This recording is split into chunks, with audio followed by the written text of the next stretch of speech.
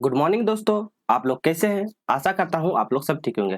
तो आज हम फिर से आप लोगों का बिहार स्टेट का टीचर का आप तैयारी कर रहे हैं, जो फॉर्म भर रहे हैं उनके लिए पीवाई की सीरीज चला रहे हैं, तो उसके लिए बहुत ज़्यादा उपयोग रहेगा। आज रहेगा 18 मई 2024, जो सेकेंड शिफ्ट में आया था। कल इससे पिछले वाला फर्स्ट शिफ्ट वाला करवा दिए थे, तो फर्स्ट शिफ्ट वाला जो नहीं देखे तो वो देख लीजिएगा, क्योंकि इसी बेस पे आपका बिहार स्टेट का क्वेश्चन बनेगा। ठीक है, ये प्रीवियस बेस क्वेश्चन है। टोटल जितना भी प्रीवियस क्वेश्चन बनता है वो सारा आपको कवर करवा देगा एग्जाम से पहले। ये आपका पेपर 1 या पेपर 2, पेपर 1 पेपर 2 के बारे में बताता है। पेपर 1 जो 9 से 10 क्लास के लिए होता है, ये पेपर 1 होता है। अब पेपर 2 होगा जो 11 या 12 के लिए है। इसमें लेता है ग्रेजुएशन प्लस बीएड, जो किए हुए हैं ग्रेजुएशन प्लस बीएड, तो इसके लिए जो होगा इसमें पीजी प्लस बीएड जो किए हुए हैं उनके लिए एलिजिबल होगा। ठीक है, तो ये आप लोग ध्यान रखिएगा। आज का प्रैक्टिस जो होने वाला पार्ट 3, जिसमें से इससे टोटल 30 क्वेश्चन 50 क्वेश्चन था, जैसे शिक्षण शास्त्र से इससे 30 क्वेश्चन रहेगा। आपका जीके हो गया, मैथ हो गया, रीजनिंग हो गया और ईवीएस हो गया, तो इससे टोटल 20 क्वेश्चन रहता है। तो टोटल पार्ट 1 में हम 30 क्वेश्चन करेंगे। ठीक है, इसका पार्ट 1 जो रहेगा ये प्रैक्टिस थ्योरी, थर्ड में हम 30 क्वेश्चन करेंगे, और इसका जो जीके मैथ रीजनिंग और ये रहेगा 20 क्वेश्चन वाला, ये प्रैक्टिस 4 में करने वाले हैं। समझ में आ गया? चलिए तो स्टार्ट करते हैं। आज का पहला प्रश्न था, यहाँ पे देख लीजिए, held on 18 May 2024 second shift का क्वेश्चन। पहला क्वेश्चन देख लेते हैं। शिक्षण के पूर्व सक्रिय चरण का शैक्षणिक उद्देश्य है। तो शिक्षण से पहले ही क्या बोलता है, शैक्षणिक क्या क्या उद्देश्य होना चाहिए? क्रिया और प्रतिक्रिया होना चाहिए, पुनर्वन और प्रतिपुष्टि होना चाहिए, मूल्यांकन की सबसे उपयुक्त तकनीकों का चयन होना चाहिए, या शैक्षणिक उद्देश्यों की परिभाषित करना है चाहिए। चलिए बताइए आप लोग क्या होगा। तो इसका सही आंसर, चलिए हम लोग आंसर की ओर बढ़ते हैं। इसका सही आंसर ऑप्शन नंबर डी होगा। क्या हो, शैक्षणिक उद्देश्य को परिभाषित करना चाहिए। तो इस पर शिक्षण के पूर्व सक्रिय चरण और शैक्षणिक क्या होना चाहिए, तो ये पूछा गया। तो इसके बारे में भी थोड़ा सा जानते हैं।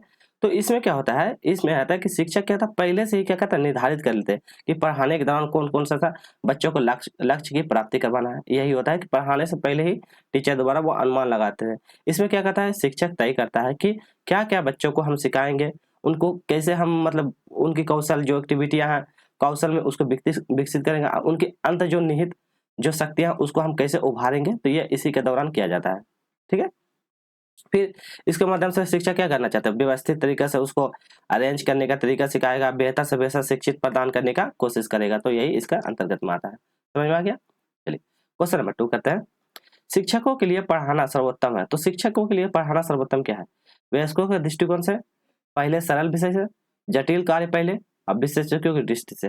तो बताइए शिक्षक के लिए पढ़ाना सर्वोत्तम क्या होना चाहिए? तो उनको पढ़ाने से पहले क्या करना चाहिए, पहले उनको सरल विषय। तो हम बच्चों को जब भी पढ़ाएंगे तो सबसे पहले हम सरल टॉपिक, इजी टॉपिक से पढ़ाएंगे, ताकि वो जल्दी से जल्दी उसको गेन कर सके। तो इसीलिए हम उसको सरल, जटिल कार्य सबसे पहले नहीं देंगे। जटिल कार्य देंगे तो बच्चों का मन क्या करता, भाग जाएगा। विशेषज्ञों की दृष्टि से नहीं करवाना है, क्योंकि विशेषज्ञों की दृष्टि से कराएंगे तो हर मनोवैज्ञानिक का अलग अलग दृष्टिकोण होता है, उस हिसाब से नहीं हो।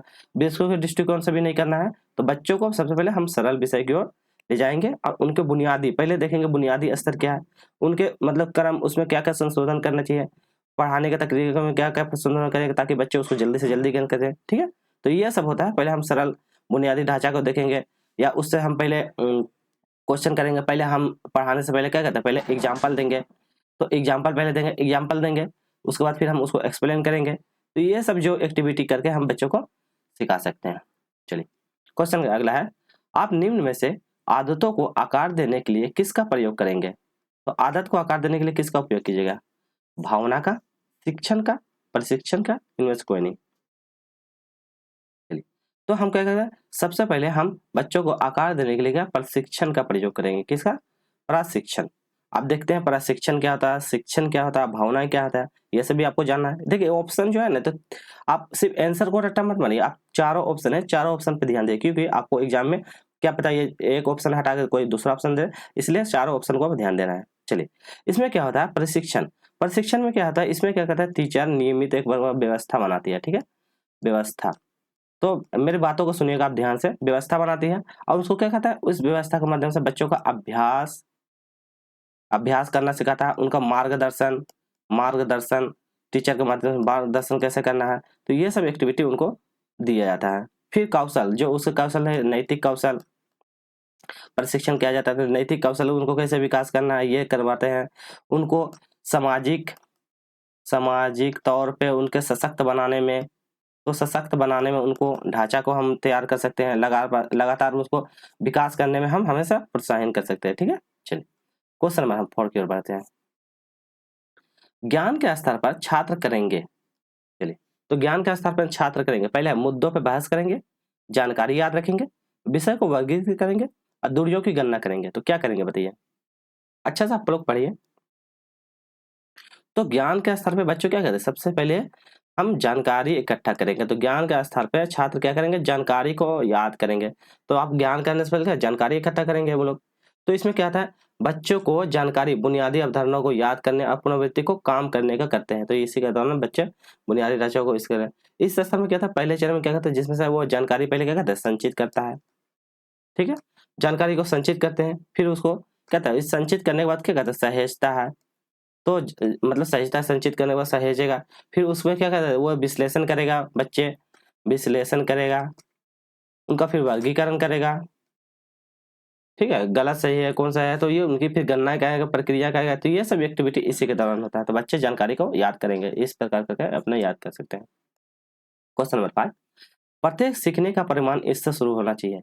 तो सीखने का परिमाण किससे शुरू होना चाहिए पूछा था, एक सीखने वाली क्रिया के दौरान, एक गतिविधि सूचक क्रिया के दौरान, एक परिणाम क्रिया के दौरान, या इनमें से कोई नहीं। चलिए बताइए, तो बताइए सही आंसर हम लोग जाते हैं। एक क्या होता है, एक गतिविधि सूचक के द्वारा, एक गतिविधि सूचक के दौरान प्रत्येक परिमाण को शुरू करना होना चाहिए। चलिए, जिसमें रहेगा वो हम एक्सप्लेन कर लेंगे, जिसमें नहीं रहेगा तो उसमें, अब जैसे गतिविधि सूचक, तो गतिविधि सूचक के अंतर्गत क्या आता है, सर्वेक्षण, विवेचना, विश्लेषण, ये सब इसके अंतर्गत में आता है। चलिए क्वेश्चन नंबर 6 करते हैं। समस्या समाधान वह चरण है जिसमें जांच पड़ताल के लिए परिकल्पना तैयार शामिल है। तो जांच पड़ताल के लिए परिकल्पना तैयार करना शामिल है, सर्वेक्षण, कार्य करने के लिए योजना बनाना, समस्या का विवरण देना या चर्चा। चलिए, तो क्या कहते हैं, तो समस्या समाधान के लिए जांच पड़ताल के लिए परिकल्पना क्या करना, कार्य करने के लिए सबसे पहले योजना का निर्माण करना। तो कोई भी कार्य करने के लिए क्या कहते हैं, आप योजना का निर्माण करते हैं। ठीक है, चलिए, तो इसमें क्या कहता है, आप योजना का निर्माण क्या करना है, नीति का निर्माण करना, नीति बनाइएगा, फिर योजना बनाइएगा, फिर समस्या जो है आपके सामने जो समस्या है, समस्या का क्या करना, समाधान की विधि समझिएगा। तो समाधान की विधियां को आप लाइएगा, उनकी समाधान की जो रणनीतियां हैं, रणनीति को देखेंगे। तो ये सब इसके अंतर्गत में हम ये कर सकते हैं।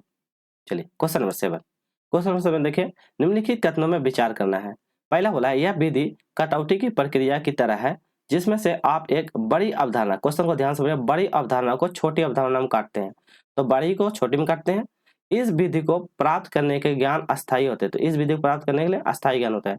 तो ऊपर दिए गए कहते हैं शिक्षण पद्धति को संदर्भित करते हैं। तो इसमें देता है संश्लेषण होता है, विश्लेषण होता है, निगमन होता है या आगमन होता है। तो 4 ऑप्शन आपको पता होगा तो आप आराम से इसको निकाल लीजिए। तो बड़ी अवधारणा से छोटी अवधारणा, और क्या बोलता है, प्राप्त ज्ञान अस्थायी होता है। चलिए बताइए क्या होगा इसका, फिर हम लोग इसको बताइएगा, फिर उसके बाद हम लोग आंसर की ओर बढ़ेंगे। पहले आपको यही बता देते हैं कि क्या होता है, जैसे बड़ी अवधारणाओं से छोटी अवधारणा में इसमें क्या होता है। तो क्या होता है, जैसे बड़ी अवधारणा से छोटी पहले समझिए, फिर उसके बाद आंसर कर लीजिएगा। तो बड़ी अवधारणा से छोटी अवधारणा को काटना, तो इसमें क्या कहता है, बड़ी अवधारणा छोटी अवधारणा करना, मतलब इसमें विश्लेषण प्रक्रिया को देता है। विश्लेषण क्या होता है, एक दूसरे से वार्तालाप, जिसमें क्या जटिल अवधारणाओं को छोटे छोटे भाग में तोड़ना। तो इसमें करना है, जटिल को हम क्या कहते हैं, छोटे छोटे भाग में तोड़ देते हैं। तो छोटे छोटे भाग में तोड़ना, समझ गए। तो छोटे छोटे भाग में तोड़ना। दूसरा होता है, इस विधि को प्राप्त ज्ञान अस्थायी। तो ज्ञान अस्थायी का मतलब क्या होता है, इसमें क्या होता है, जब आप छोटे छोटे हिस्से में तोड़ते हैं और उनकी गहराई के समझ जाते हैं, अज्ञान अधिक अस्थायी और गहन हो जाते हैं। तो तोड़ने के बाद आप उसको अच्छे से समझ जाते हैं, तो यही होता है ज्ञान अस्थायी। अब बताइए इसका सही आंसर, तो क्या हो जाएगा इसका सही आंसर की ओर। तो हम क्या कर सकते हैं, इस प्रकार के जो हम जटिल छोटे छोटे करके हम क्या करते हैं, विश्लेषण कर सकते हैं। संश्लेषण का कोई मतलब नहीं है, तो हम विश्लेषण करते हैं। निगमन का मतलब क्या था, नियम से उदाहरण। तो हम पहले नियम लिखेंगे, फिर उदाहरण पे जाएंगे। ठीक है, आगमन मतलब उदाहरण से नियम जाएंगे, उदाहरण से हम नियम देंगे। तो इस देखिए, उदाहरण नियम के बाद तो कहीं किया नहीं है, नियम अवधारणा के बाद किया नहीं है, तो ये दोनों कर जाएगा। संश्लेषण के बाद है विश्लेषण। इसमें बोला है ना बड़ी अवधारणा से छोटी अवधारणा, तो जटिल जटिल छोटे छोटे भागों को तोड़ेंगे और अस्थायी करेंगे, तो इसका सही आंसर ऑप्शन नंबर बी होगा। क्वेश्चन नंबर 8, तीसरी कक्षा के विद्यार्थियों को हमारे मित्र पक्षी विषय पढ़ाते समय नालीली निम्नलिखित में से मतलब पद्धतियों का पालन करती है। तो पक्षी विषय है, हमारे मित्र पक्षी उस विषय को पढ़ा रही है, तो इसमें नालीली पद्धति का उपयोग करते हैं। तो 3 पद्धति के बारे में दिया है। पक्षियों को एक डॉक्यूमेंट्री फिल्म दिखाना, विभिन्न पक्षियों के चित्रों चार्ट का उपयोग करना और संक्षेप में समझाना।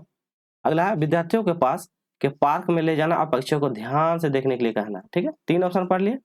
आप देखिए यहाँ पे बोला है नालीली सीखने के विभिन्न तरीकों का उपयोग कर रही है, सीखने का विभिन्न तरीका का उपयोग कर रही है। आपको यहाँ पे बताना है कौन सा हो जाएगा। पहला है उसकी पाठ्य योजना का पालन करना, बहुउद्देश्य वाले शिक्षकों को विभिन्न आवश्यकताओं को पूरा करना, अन्य शिक्षकों और अभिभावकों को प्रभावित करने के लिए कर रही है और छात्रों में तर्क और कौशल को बढ़ावा देने के लिए कर रही है। तो बताइए आप क्या कर सकते हैं, क्या कर रही है नालीली नाम के।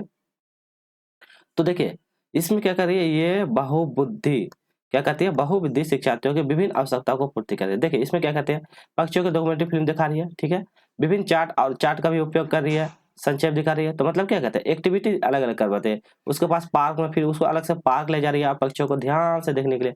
तो वो बहुबुद्धि वाले शिक्षार्थी की विभिन्न आवश्यकताओं को पूरा करना।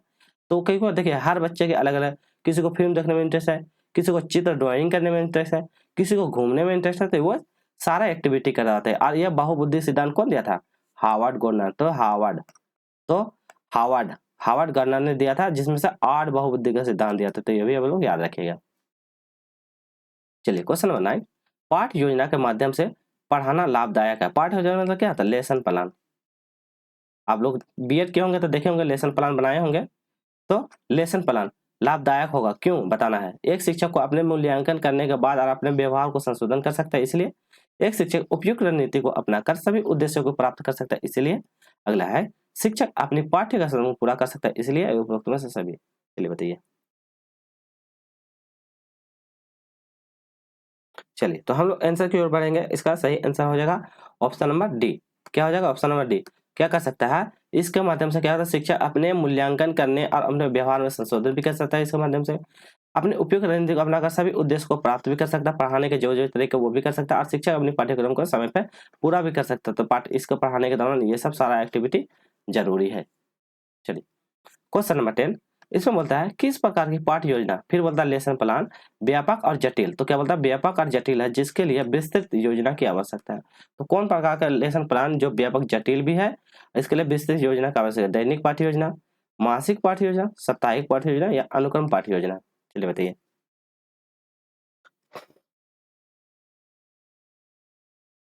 तो क्या हो जाएगा, तो इस प्रकार के जो जटिल और व्यापक होता है, तो ये प्रकार का कौन सी योजना, ये मासिक पाठ्य योजना। तो ये कौन सा, मासिक पास योजना। तो मासिक पास योजना होते हैं जो भी ये होते हैं, ठीक है, तो याद रखिएगा। इसमें क्या होता है, कई विषय रहता है, यूनिट रहता है, नोट्स रहता है, तथा शिक्षक पूरे महीने क्या करता है, गतिविधि लक्ष्य पूरे गतिविधियां करना, उनकी गतिविधि, उनकी लक्ष्य, उपलब्धियां क्या क्या उपलब्धियां होती है, संसाधन को किस प्रकार से वो जोड़ के पढ़ा देते, तो ये सब सारा एक्टिविटी इसी के अंदर में आ जाती है, ठीक है। चलिए इसके दौरान क्या कहते हैं, ये साप्ताहिक पाठ जानते हैं, जैसे साप्ताहिक पाठ योजना, दैनिक पाठ योजना, अनुक्रम पाठ योजना। तो ये तीनों पाठ योजना क्या होता है, इसके बारे में देख लेते हैं। ये सब क्या होता है, ये कम अवधि के लिए होते हैं, ये दैनिक, साप्ताहिक और अनुक्रमण, तो ये कम अवधि के लिए है। तो ध्यान से सुनिएगा, ये कम अवधि के लिए होते हैं और इसमें मतलब ज्यादा कुछ नहीं होता, यह सामान्य कम विस्तृत जानकारी को इकट्ठा करती है। चलिए क्वेश्चन नंबर 11, इसमें बोलता है डंडे को छोड़ दो और बच्चों को बिगाड़ दो, यह संदेश देता है। तो डंडे को छोड़ देना है, बच्चों को बिगाड़ दो, क्या देता है, बच्चों को दंड से पीटना चाहिए, शारीरिक स्वास्थ्य में विकास करना चाहिए, अवांछित व्यवहार को दंडित किया जाना चाहिए, और क्लास में सजा को रोक लगानी चाहिए। तो बताइए इसका मतलब क्या होता है। तो क्या है, इसका मतलब होता है अवांछनीय व्यवहार को दंडित किया जाना चाहिए। तो इसे होता है कि आप क्या है, अभी की जो शिक्षा नीति है अभी लाया है कि बाल के चाइल्ड सेंटर एजुकेशन कर दिया है, बच्चों को आप नहीं मार सकते, आप बिगाड़ नहीं सकते, ये नहीं कहते। तो अवांछनीय जो पुरानी जो एक्टिविटी कर रहे थे उसको आप छोड़ देना और बच्चों को अवांछनीय व्यवहार को दंडित किया जाना था। जो उनकी नेगेटिव एक्टिविटी है उनको दंडित किया जाना चाहिए, ठीक है। तो ये आप बच्चों को क्या करना, आप सकारात्मक शिक्षण वातावरण प्रोवाइड किए, बच्चों को सरल बुनियादी ढांचे को ध्यान देने में, एक्टिविटी में ध्यान दीजिए, ठीक है। अगला क्वेश्चन, उपकरण एक व्याख्यान को अधिक समझने योग्य और सार्थक बना सकता है, ठीक है। उपकरण जो बना है यह शिक्षक को शिक्षण सामग्री के चयन करने और उपयोग में सबसे महत्वपूर्ण किस विचार को करना चाहिए? पाठ पाठ का उद्देश्य, शिक्षण सामग्री की उपलब्धता, अनुदेश सामग्री और छात्रों के रुचि के स्तर पे। चलिए बताइए। तो क्या हो जाएगा इसका सही आंसर पाठ्य का उद्देश्य। तो सही आंसर ऑप्शन नंबर ए हो जाएगा पाठ्य का उद्देश्य। चलिए क्वेश्चन नंबर 10 देख लेते हैं। एसआईओपी मॉडल का पूर्ण रूप क्या होता है? आश्रित हस्तक्षेप अवलोकन प्रोटोकॉल, आश्रित निर्देश अवलोकन प्रोटोकॉल, आश्रित निर्देश उत्पत्ति प्रोटोकॉल, आश्रित हस्तक्षेप आपत्ति प्रोटोकॉल।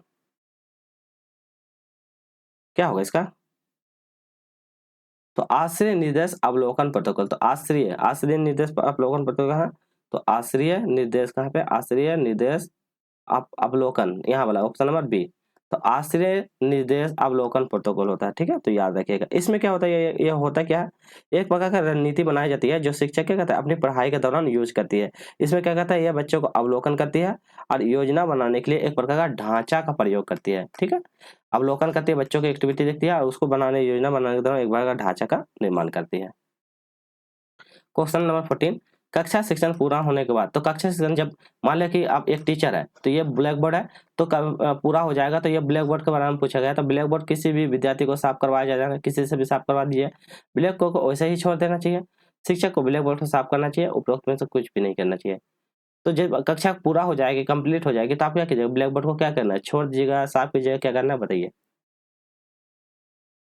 तो क्या करेंगे, अपने से ही, हम किसी स्टूडेंट को नहीं बोलेंगे, हम अपने से ब्लैक बोर्ड के माध्यम क्या करें, अपने से जाकर उसको साफ कर देना है, किसी का बोलना नहीं है, अपने से ही साफ करके चले जाना चाहिए, ताकि वो क्या वातावरण स्वच्छ हो जाएगा। फिर कोई टीचर आएगा तो उनके लिए वो परेशानी नहीं होगी। तो वो इस तरह आपको करना चाहिए। किसी प्रशासन में जिम्मेदारी की भावना की परवाह नहीं की जा सकती है। तो जिम्मेदारी की भावना की परवाह नहीं की जा सकती, पूछा है। अनुशासनात्मक प्रशासन, अधिनात्मक प्रशासन, लोकतांत्रिक प्रशासन या हस्तक्षेप प्रशासन। तो क्या बोलता है, जिम्मेदारी का प्रभाव नहीं पूछा तो नेगेटिव वाला। देखिए ये अनुशासन पॉजिटिव है, आध्यात्मिक पॉजिटिव है और लोकतांत्रिक पॉजिटिव। तो आहस्तक्षेप, ये आहस्तक्षेप से ही पता चला नेगेटिव, तो यही हो जाएगा नेगेटिव प्रश्न, ठीक है। चलिए अगला क्वेश्चन, स्कूली बच्चों को सामाजिकरण की ऐसी संस्था है। तो स्कूली क्या है, स्कूल बच्चों के लिए सामाजिकरण की ऐसी संस्था है जहाँ क्या होता है, प्रमुख स्थान स्कूली बच्चों का होता है, इसलिए प्रमुख स्थान स्कूली के दिन स्कूल के ही दिनचर्या के होते हैं, इसलिए प्रमुख स्थान स्कूल की गतिविधि का होता है, इसलिए प्रमुख स्थान स्कूल को शिक्षित मतलब शिक्षकों का होता है, इसीलिए। चलिए बताइए इसका सही आंसर।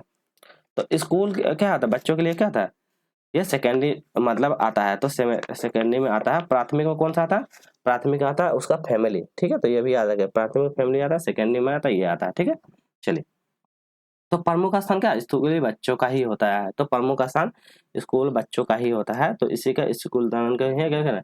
इसमें क्या होता है, बच्चों का सामाजिकरण कैसे विषय होता है, टीचर के द्वारा क्या है, बच्चों का कौशल, जो बौद्धिक कौशल है, कौशल का विकास करना, नैतिक का माध्यम का विकास किया जाता है शिक्षक के द्वारा, उनकी सांस्कृतिक मान्यताओं का विकास दिया जाता है, ठीक है। बच्चों को उनकी गतिविधि जैसे अनुभाविक एक्टिविटी के माध्यम को भी सिखाने में योगदान देता है स्कूल। निम्नलिखित में से कौन सा सूचना का तृतीयक स्रोत है। तो तृतीयक स्रोत पूछा है, पत्रिका, आत्मकथा, इंस्पिरेशन मतलब कहा इंसाइक्लोपीडिया और ग्रंथ सूची और ग्रंथ सूची। चलिए बताइए। तो तृतीयक स्रोत पूछा है, तो तृतीयक स्रोत है ग्रंथ सूची। तो सही आंसर ग्रंथ सूची ग्रंथ से। तृतीयक स्रोत होता क्या, वो भी जानते हैं। वो स्रोत होता है कि जो क्या करता है, संक्षेप में प्रस्तुत करता है और उनको संदर्भ प्रदान करता है। जैसे कि आपके पास जो डाटा है उसी से क्या करता है, एक्सप्लेन करके, उसी को मॉडिफाई करके जो आपको डाटा दिया जाता है, ठीक है। अब उसी को जानकारी प्रदान करके उनको अन्य खोजने की विधि द्वारा उनको संशोधित किया जाता है। यही तृतीयक स्रोत आता है।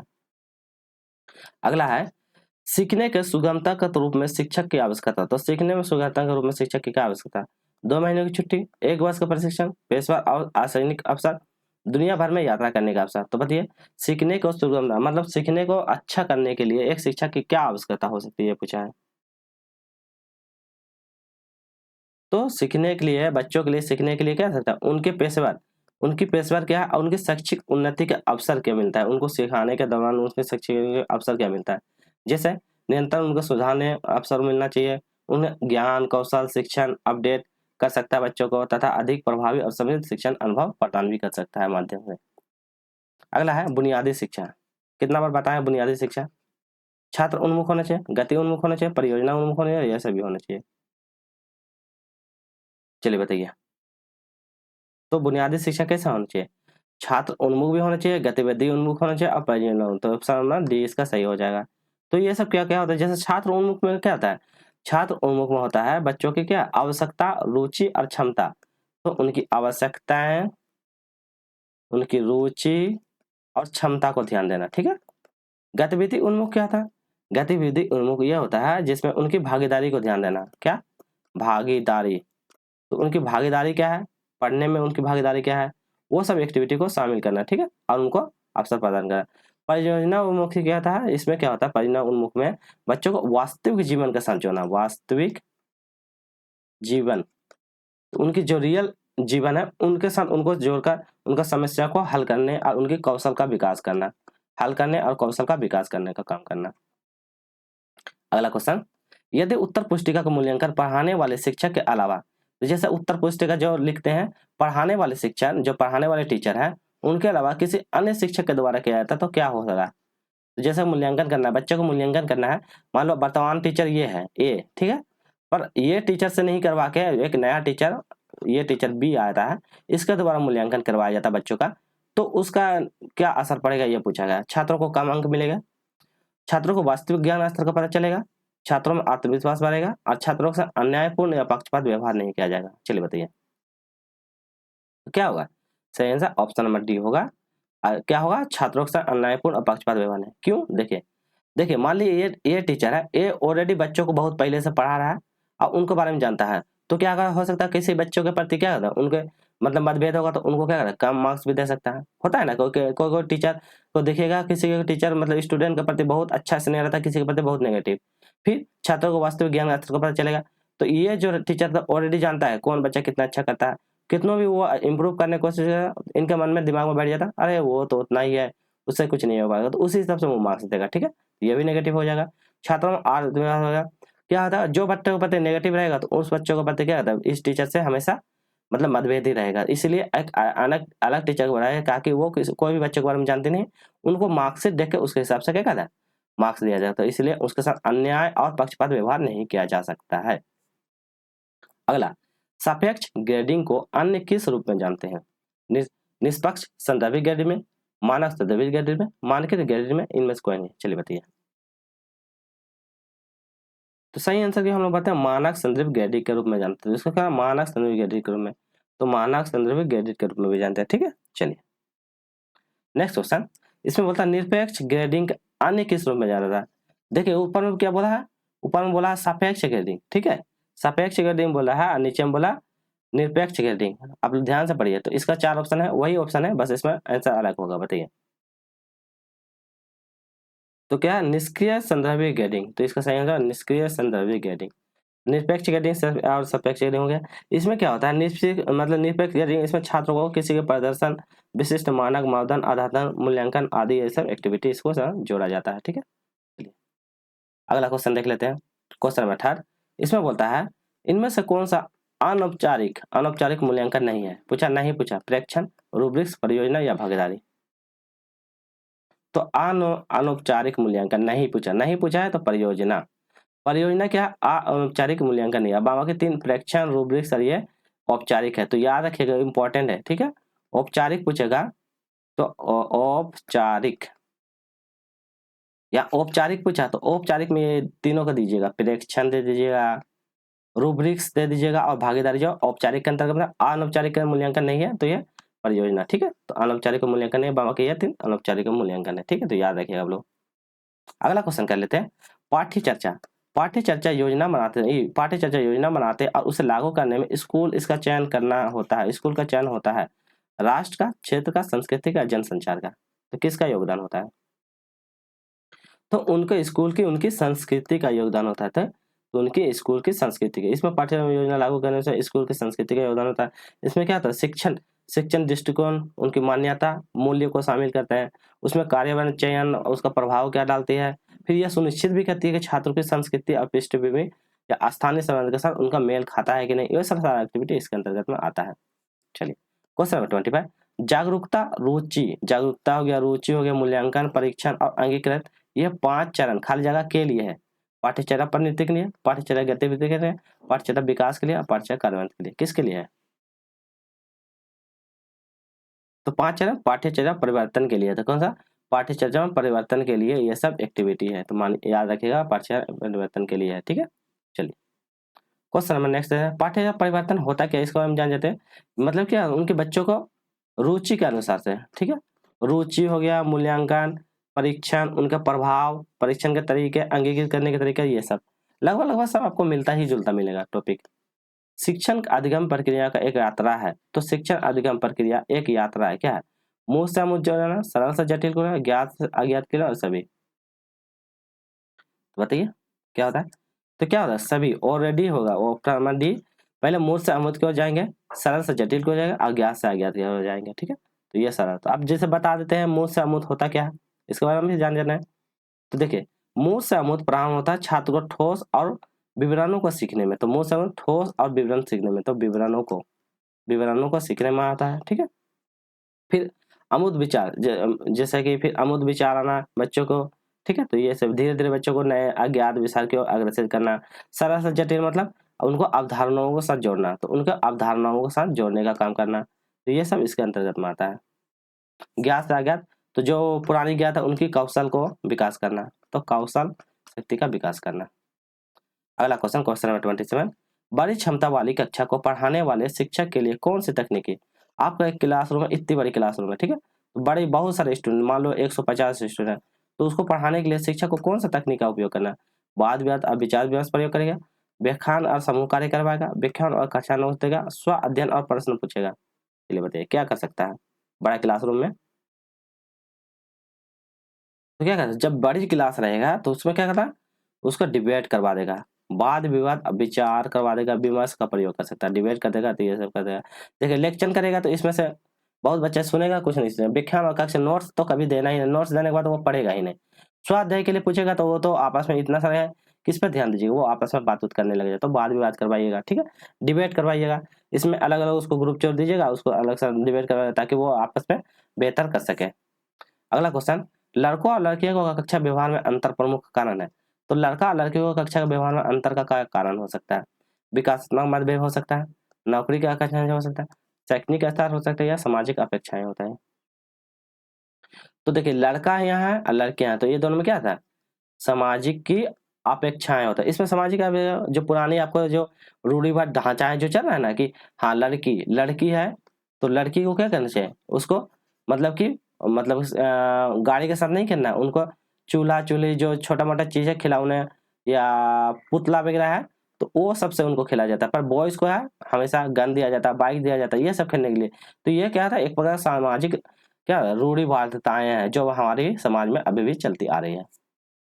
अगला क्वेश्चन, कक्षा निर्देश को बढ़ाने या जीवंत करने के लिए शिक्षक द्वारा उपयोग की जाने वाली वस्तुओं का उपकरण किस रूप में किया जाना। तो कक्षा निर्देश को जीवंत करने और शिक्षक द्वारा उपयोग की जाने वाली वस्तु का उपकरण पूछा, ऑडियो सामग्री, दृश्य सामग्री, शिक्षण सामग्री या गतिविधि सामग्री। तो आप किस प्रकार सामग्री से बच्चों को संलग्न कर सकते हैं, तो क्या कर सकते हैं, हम शिक्षण सामग्री उपकरण का उपयोग करेंगे, ज्यादा से ज्यादा हम शिक्षण सामग्री उपयोग करेंगे। ठीक है, इसमें क्या होता है, वो शामिल होते हैं जिसमें से हम ऑडियो सामग्री, दृश्य सामग्री, गतिविधि सामग्री निर्देश अधिक प्रभावी और आकर्षण बनाने में मदद भी करते हैं। ठीक है, इसमें क्या है, बच्चों को संसाधनों के साथ जोड़ना, उनको जीवन यात्रा को बढ़ाने में भी उपयोगी होगा। चलिए आज का अंतिम प्रश्न हम देखेंगे, इसमें बोला दृश्य श्रव्य सामग्री क्या है। दृश्य सामग्री मतलब होना चाहिए, कैसा होना चाहिए, छोटा होना चाहिए, बड़ा होना चाहिए, भारी होना चाहिए, ना बड़ा होना चाहिए ना ही छोटा होना चाहिए। दृश्य श्रव्य सामग्री होता क्या आपको बारे में पता होगा ना, तो दृश्य श्रव्य सामग्री होता है जिसमें से बच्चों को देखने भी सुनने भी सारा चीज एक्टिविटी क्या होना चाहिए, ना तो बड़ा भी होना चाहिए और ना ही छोटा। छोटा होगा तो बच्चों को कुछ बच्चों को दिखाई नहीं देगा, ज्यादा बड़ा हो जाएगा तो उसमें भी बच्चों को तकलीफ होगा, क्योंकि ज्यादा बच्चों को ज्यादा बड़े में भी दिक्कत है। तो आप मीडियम टाइप का रखिए जिसमें से सभी बच्चों को कंफर्ट हो, तो ऑप्शन में इसका डी सही हो जाएगा। ठीक है, चलिए तो आज के लिए इतना ही रखते हैं। वीडियो अच्छी लगी लाइक कीजिएगा, शेयर कीजिएगा, और जो नए हैं सब्सक्राइब कर लीजिएगा, ताकि हम आपको स्टेट ओवरऑल कंप्लीट करवा सकते हैं। ठीक है, एग्जाम से पहले, स्टेट से एग्जाम से पहले हम आपका प्रैक्टिस ये कर लीजिएगा PYQ सीरीज, तो आप